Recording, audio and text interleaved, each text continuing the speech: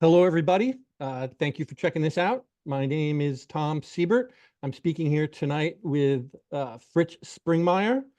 I'm hoping if you're watching this, you know who Fritz is, but if you don't, I'll just go quickly off the top. He's one of the foremost experts in the Illuminati bloodlines of the 13 Illuminati families, as well as one of the leading experts on mind control. And these are two things that are very top of mind for us in the world today. And uh, I know Fritz has told his story a lot of times, and I'm going to include a link in this video to one of his longer biographies that he said on a different podcast. But I do think that just like pretty a short introduction from Fritz about who he is and how he got to where he is with his expertise would probably be a good place to start. So Fritz, can you just kind of give a quick rundown of your history and biography, please?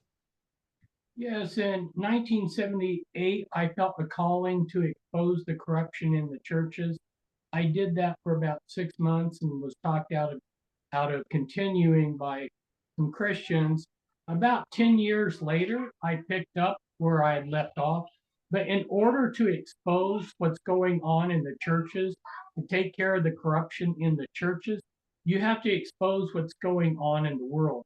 So in 1990, I stepped forward and started publicly exposing the world order.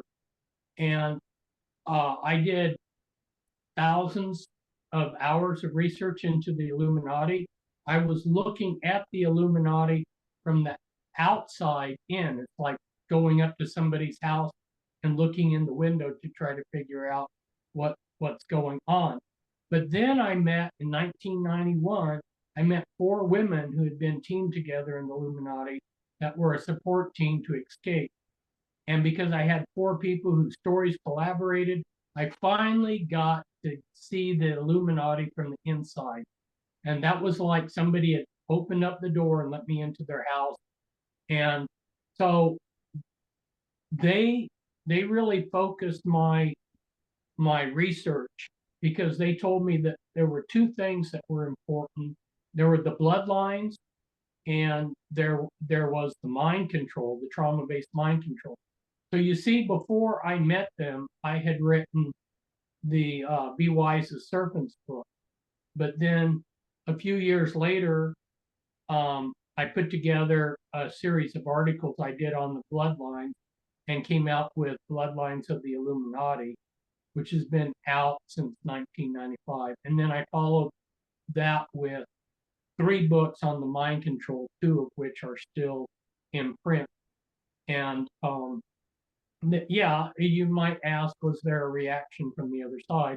Yes, there was lots of reaction from the other side, but uh, thank the good Lord, I'm still here. And that's it in a nutshell. Okay, great. Um, So yes, and your expertise is really what made me reach out to you now because we have a mutual acquaintance, an investigative reporter who I know, um, who said that years and years ago he had talked to you and said that there had been a vote inside the Illuminati to take everything public. They were tired of running from the shadows, ruling from the shadows. They wanted everybody to know that they were in charge of things. And, you know, this dovetailed to me with something that I had read many years ago called the externalization of the hierarchy by a theosophist named Alice Bailey. And at the time when I read it years ago, it sounded like a pretty good thing. But from what we're seeing so far and now, it seems like a terrible thing. So I guess if you could address, is what we're seeing now a case of the Illuminati going public? And is this the realization of the externalization of the hierarchy as prophesized by Alice Bailey? Yeah, Alice Bailey was uh, Illuminati, and so her prophecies that all goes back to the OTO and the Theosophical Society and all of that, which is, I'm not going to get into all those connections, but they connect directly into the OTO and the Theosophical Society, connect directly into the Illuminati. The Illuminati is a secret society that isn't in the public's eye or hasn't been. and Theosophical Society and OTO at least are things that you can tangibly see in the here and now. Yes, thank So you. yeah, she was saying, and there's different facets to the externalization of the hierarchy. One is the hierarchy themselves are going to be more visible, but more than that is they're going to take all the rituals and the mumbo jumbo and the occult stuff that they were doing in secret and bring it out into the public. It's going to be externalized into public life. So you watch the Paris Olympics, and they were, which I didn't. I just heard about it secondhand. But that's externalization of the hierarchy. They're taking all this occult ritual stuff and throwing it right in our face. Bless Is you. that good or bad? I don't know. In fact, they even the a number of kingpins of the Illuminati uh, interacted with me, and it was under consideration by them because they felt like, one, over the years I hadn't blinked, I'd stared them face to face, and two, my material described them better than anybody. And they thought, well, you've done all this research into the Illuminati. Maybe you could work with us and you could write a history of us. And we'll open up our secret uh, libraries that are hidden in certain places in Europe, and you could go in. We'll give you a team of researchers to help you, and you could write a history of us for the public. So they were trying to include me in their externalization process, but it didn't work because I think they wanted me to gush over their offers of making me a successful person and rich, and instead I'm my own person. I can't be bought. Right. So I think they realized this person isn't for sale, which probably disappointed them. I wasn't as obedient as they felt was necessary, so they dropped the idea. I wonder who they But got. I was I'm always leery of these people. You know, it well, and I agree with them. They said the same thing as they said, be close to your friends and closer to your enemies. And I was thinking the same thing. Yeah, I love to be close to my friends, but I want to be close to my enemies too. Right. So we're both on the same page for a while. Right. Right. Well, I mean, again, I remember that quote from Stanley Kubrick. He was like, never get close to real power. I think that's probably pretty good advice. Yeah. Um, so, one thing that I touched on, and I'd mentioned this to you prior, is it had always been explained to me that there were like 13 primary Illuminati bloodlines, and then there were also 7 primary secret societies or / societies with secrets, and that the bloodlines were scattered among these 7 secret societies, which to my personal theory, conspiracy theory, is maybe there are actually 8 now. I don't know. That's just my thing, and I'm not going to get into that. But you had mentioned that this is really not the case, that it's not just 7 secret society. There's an untold number, and that the bloodlines are scattered across. Can you go into detail about that a little bit, please? Yeah, the way that yeah, and I hadn't really thought how I was going to approach this, so it's taking me a minute to gather my thoughts. But I'm going to give what the structure is, and then I will talk about these different secret societies. So Satan chose some bloodlines that he was going to work with, and he's basically said, I will make you extremely powerful. You serve me, and everything will go your way. And you can control and you can have all the money and power you want. Power is more important to these people than money. Well, they control the way money is created. Like people that control the Federal Reserve, it's shareholders, and then the people that answer to the shareholders, they create money. and they can send trillions of dollars towards the Illuminati secretly. So money is not as important as power, but they got all of that. Satan, who the scripture says is the god of this world, Yes. said, "You serve me, you bring everything under subjection, and I will help you." You know, so these bloodlines have been around for a long time. Their last names have shifted and changed over the years, but there's been at the very top is the bloodline, which you'll oftentimes hear the Merovingians, the Holy Bloodline. You'll hear Jesus's bloodline and so forth like that. Well, they really believe that they are descended, that their holy bloodline is descended from both Lucifer and Christ. In fact, that's a doctrine that the Mormons believe in, the doctrine that the Jehovah's Witnesses have preached long ago that they've never disavowed. And so you see some actual groups, Mormons, LDS, their founder, Joseph Smith Jr., Freemason, Illuminati, Bloodline, Charles Taze Russell, who founded the Watchtower Society, Freemason, Illuminati, Bloodline.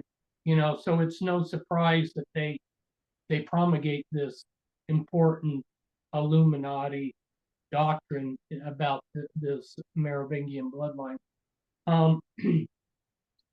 And at the very top, they have the top of their pyramid, they have certain councils, committees, and certain people. That's the hierarchy. And the hierarchy, I exposed the women's, there was a castle over there, Chateau Amaroy. It's the Mother of Darkness castle.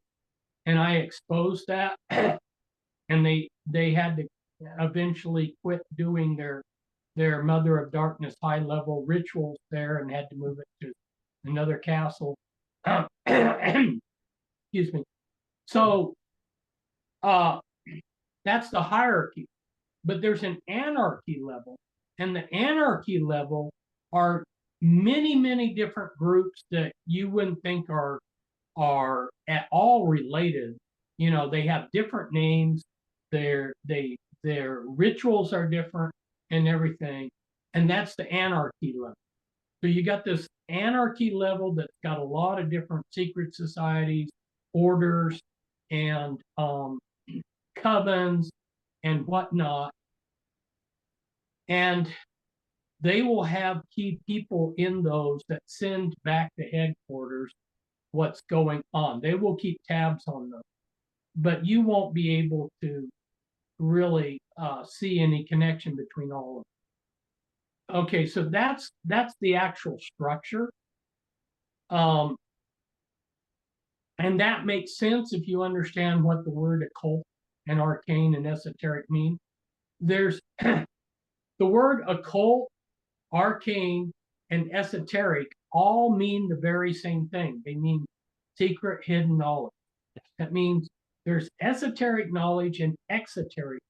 So the exoteric is what you see. You see the anarchy level, this confusion out there. And it looks like none of them are cooperating or working together. And then the esoteric is the hierarchy level. The same thing goes for religion. It's like the pieces of a pie. All these pieces of a pie look like competing religions. That's the anarchy level. And it makes no sense. You go, well, the Catholics are against the Masons, the Seventh-day Adventists against the Catholics, the Baptists against the Seventh-day Adventists. It's just confusion out here, the anarchy level. But there isn't a hierarchy level. They have key people in all of those different religions, and they can steer those different religions. So surprisingly, and a lot of the directives for these different religious groups or leaders come through the United Grand Lodge there in London. And so the Grand Mufti, which you know, our perception of him is he's Muslim. Well, he's in Cairo, but he's taking orders from the Illuminati that come through the United Grand it's a Masonic lodge, United Grand Lodge there, and likewise, Jewish rabbi that's there in Jerusalem, and so that's what we're seeing is the anarchy level. Now, getting back to your question about, and I'm trying to make this as quick as possible so I don't use up all of our time on one question, but when you go, and I have looked at what people are saying, and I'll give you an example of what people say. Oh, the Freemasons are one of the top 7 secret societies in the world, and it's like, do you understand what Freemasonry is, people? Freemasonry is hundreds of different organizations, some related, some not. There's the York Rite, but there's the Memphis Rite. There's all these different rites, and granted, they all can tie back in together, just like I've been describing an anarchy level and a hierarchy level. But what is Freemasonry? It's not one secret society. It's many different things. You got women's branch out here, different kinds. And then what about all these organizations that Freemasonry created and controlled? Are those part of Freemasonry? Or let's go to the Triad. So the Triads is a similar organization in that it's not an organization.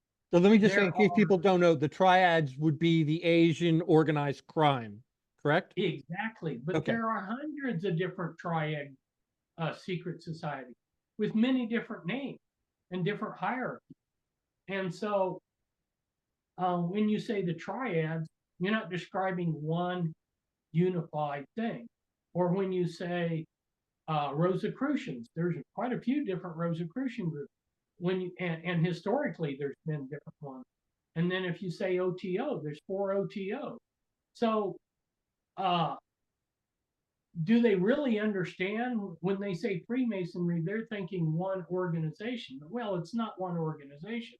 What is behind these organizations? That's what my Bloodlines of the Illuminati book, and I'm going to show people what that looks like. Please because do. There's a lot of fake books out there purporting to be my book. No, that's the real deal. That's the real deal. The real deal, people. Yes. I've It's seen, a book.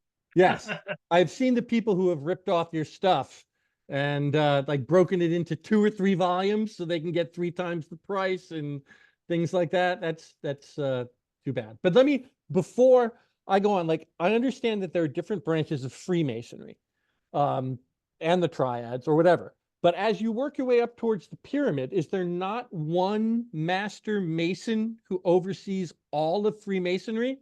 And then it goes down into like subsidiaries, or no? No. What controls these different groups is the Illuminati. And all these people that come at me and say, Fritz doesn't know anything, Illuminati's not all that powerful. Illuminati, that's the hierarchy controlling all these different groups. So that's why the mother secret society is the Illuminati. Okay. But is there another word to describe it would be generational Satanism. Right. Yes. Yes. I only use that term Illuminati because that's the term they use, because they believe they've been illuminized to divinity. Right. Right.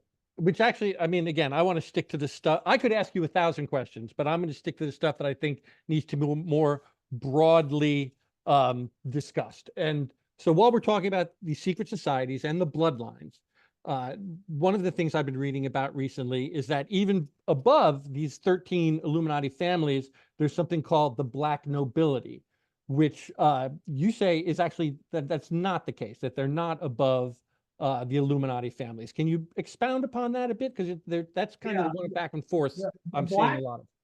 Go ahead. Yeah, the Black Nobility are those families that go generationally back to the Roman Empire, the Roman emperors, right? So they've been around for a long time. This is what I'm talking about. I frequently, when I'm talking to people, I say, way back in antiquity, you had these powerful bloodlines. Like the first 5 emperors of the Roman Empire were connected genetically. They're considered a family. And the Orsini black nobility family is a derivative of it. So, okay. And then where did those original emperors come from? They didn't come out of the blue. They had antecedents too. But the thing is that I ask people, I say, look, there's always been the common people, the serfs, and then these pharaohs that are godlike that everybody worships and can have all the food and all the money and all the health care and everything that they want, while everybody else is a starving serf and scraping by. When did the elite, when in history, ask yourself, when in history did the elite that are controlling things ask themselves, you know what, we're tired of ruling things. We're just going to turn this over to the common schmuck. Never. There was never a time in history where those powerful elite families said, we're tired of this. We're just going to let the common schmucks out there, the useless eaters, we're going to turn it over to them. No, they never did.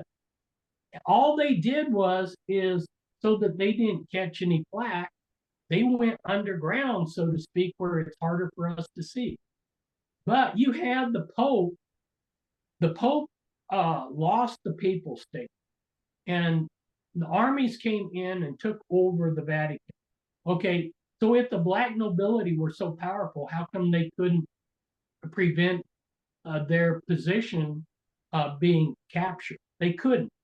And then Napoleon, he came into Rome. Napoleon was a Freemason. He came into Rome. He took over all their wealth. He controlled everything. No, if these people were so powerful, they could have stopped Napoleon, but they didn't. So what happened was the Pope, this was in 1968, if I remember correctly, he took away some of the privileges of some of these black noble families that had been loyal to him, even during those periods when the Vatican had been seized, had been under occupation. He took away some of their privileges, like they had privileges of having special license plates on their vehicles that were, people need to understand the Vatican is a separate country. Yes. Right. And the black nobility are dual national. They are both Italian citizens as well as Vatican citizens. And he took away their privilege to have license plates. Well, if these people are running the world, they can't even stop the Pope from taking over their license and removing their privilege to have Vatican license plates. These people are not running the world. They couldn't even stop the Vatican being captured a couple of times. No, these bloodlines have moved in to mix with the Illuminati bloodlines, because what happens is these powerful bloodlines, they're out sort of like with radar, and they're looking, and any family that has a lot of political power, financial power, and occult power, they want to thread that in. It's like a rope. They want to take that and weave it in. It's like braiding a girl's hair, they want to braid that back. They want to genetically bring that in to make themselves more powerful. You either join them or get destroyed, and so these powerful bloodlines just intermix. Right. You go through history, you'll see, Romeo and Juliet, that was a battle between the Guelphs and the Ghibellines in Italy, but also in all of Europe, which this relates to the black nobility, because those Guelphs became black noble. this took over all. This was all over Europe because there was a Holy Roman Emperor, and the Ghibellines felt like the Pope should be just a religious figure, and the Guelphs felt like he should be both a religious and a political figure. And the Guelphs won. The Ghibellines had the support from Northern Europe. And anyway, where I was going with this is Shakespeare's Romeo and Juliet. Yes. Romeo was a Guelph, Juliet was a Ghibelline. You see, two factions. Well, ultimately, what are we seeing here with two factions? Well, Christ said something very profound, and this is something I've tried to get people to understand, because they accused Christ of casting out demons by the power of Beelzebub, and Christ said, "A kingdom divided against itself can't stand." Satan isn't against himself. Now, a lot of people read that and misinterpret it, but he wasn't talking about United States. He wasn't talking about his kingdom. He was saying Satan's kingdom's not divided against itself. And it isn't.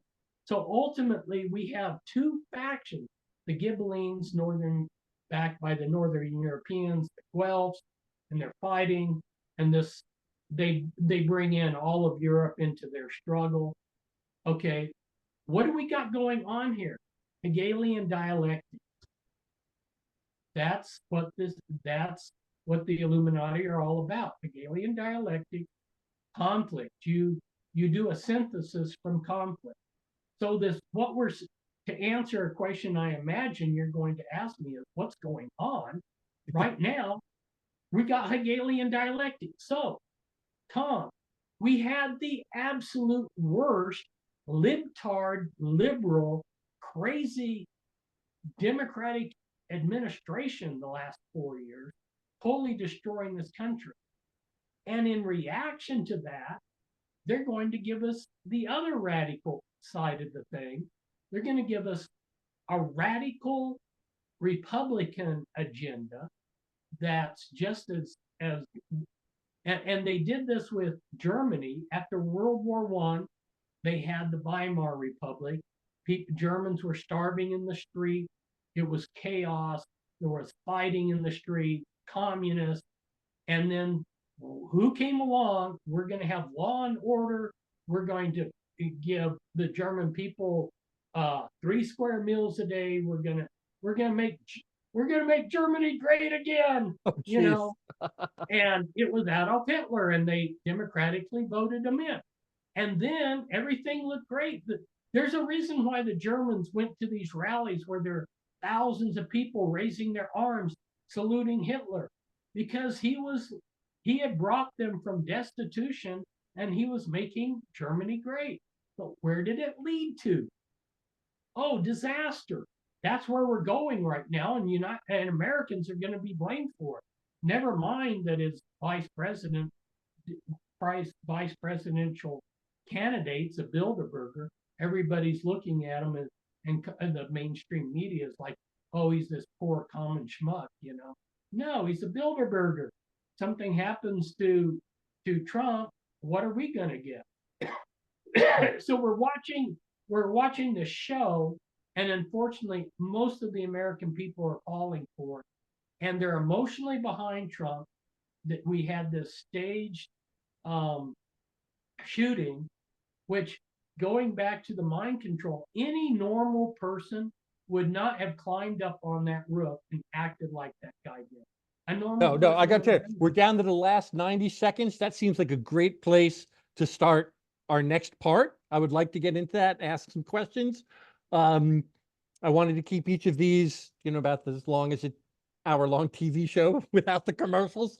So we'll finish off this part and then return to Trump, because we definitely have some questions there. And, I'm going to shut this down and then we can regroup in a couple minutes. Okay, Fritz, we cool? Okay, great. Soon up, there we go.